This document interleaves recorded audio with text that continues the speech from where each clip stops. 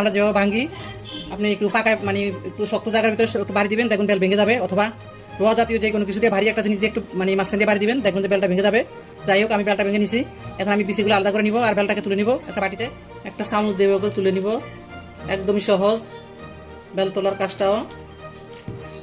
এই যে এভাবে করে, এই যে দেখুন চামচের সাহায্যে আমি একদম ভালো করে আসায় নিছি।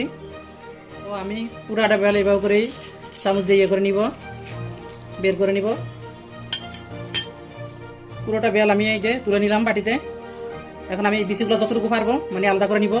হাত দিয়ে ওই সবটা করা যায়, তো হাত দিয়ে করলে যেটা হয় মানে একটু কিরকম যেন ছানা ছানা থাকে কিরকম, সেই জন্য মানে যদি ব্লেন্ডার করে নেন তাহলে একবার মানে সুন্দর একবার জুসের মতো হয়ে যাবে। দেখুন এভাবে করে আমি বিচিগুলো সব আলাদা করে নিব।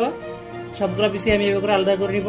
আসলে কি বেলের শরবত বানানোটা মানে কঠিন কিছু না, এটা আমরা কম বেশি যারা পুরান রাঁধুনি পুরান গৃহিণী আমরা সবাই